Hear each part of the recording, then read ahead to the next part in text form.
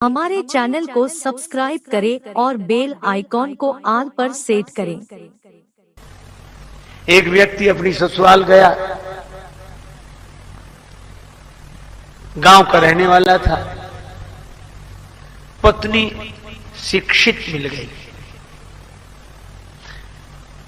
ससुराल पहुंच गया बिना सूचना के।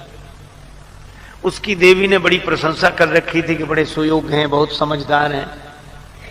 तो उसकी सहेलियां इकट्ठी हो गई, वो भोजन के लिए बैठे। पत्नी मन ही मन डर रही थी कि इतनी इनकी बात बनाई है और ये कैसे हैं, सो तो मैं जानती ही हूं।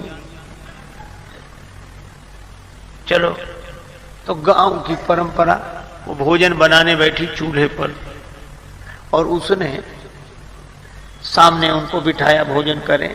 अब उसकी सहेलियां परोस रही थी भोजन बार बार।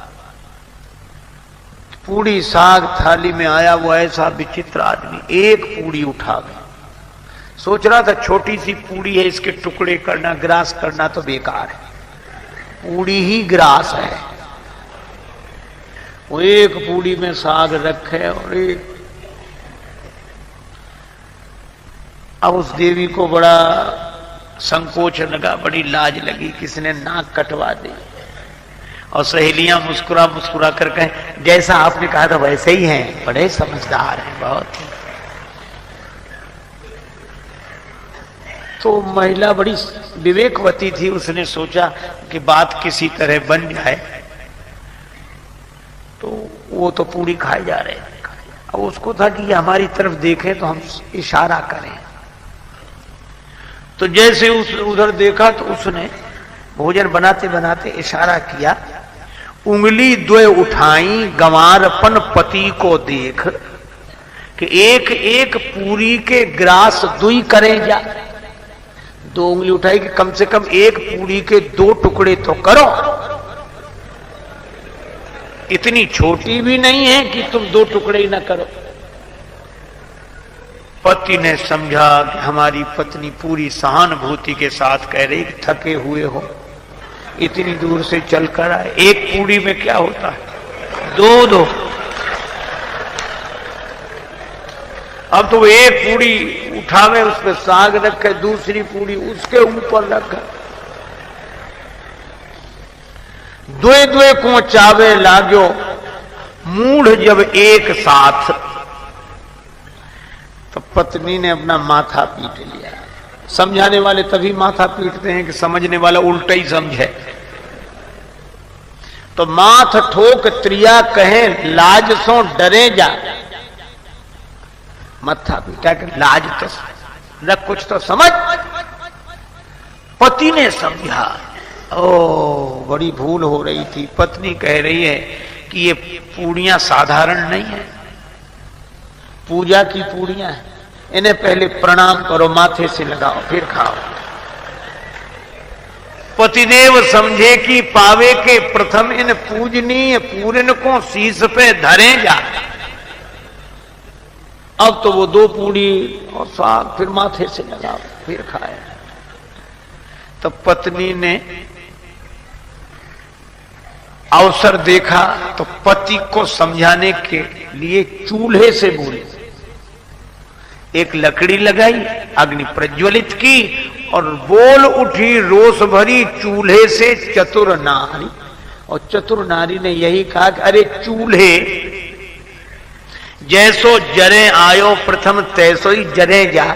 इससे तो तू पहले ही अच्छा था, जैसा जल रहा था वैसे ही जलता रहे।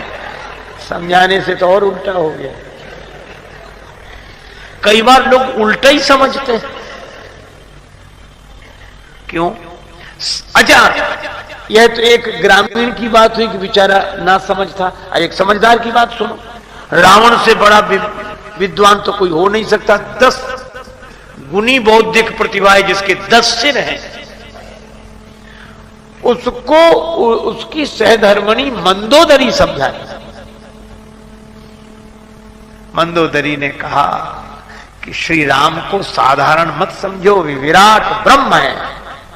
पद पाताल शीस अजधामा, जिनके चरण पाताल हैं, सिर ब्रह्मलोक है, वे विराट हैं। और राम जी की महिमा गाई, मंदोदरी ने समझाई, तो रावण मुस्कुराने लगा। तो मंदोदरी खुश हुई कि चलो समझ रहे हैं।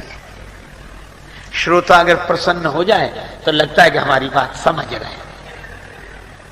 रावण बहुत मुस्कुराए, बहुत खुश हो। तो मंदोदरी भी समझाती गई।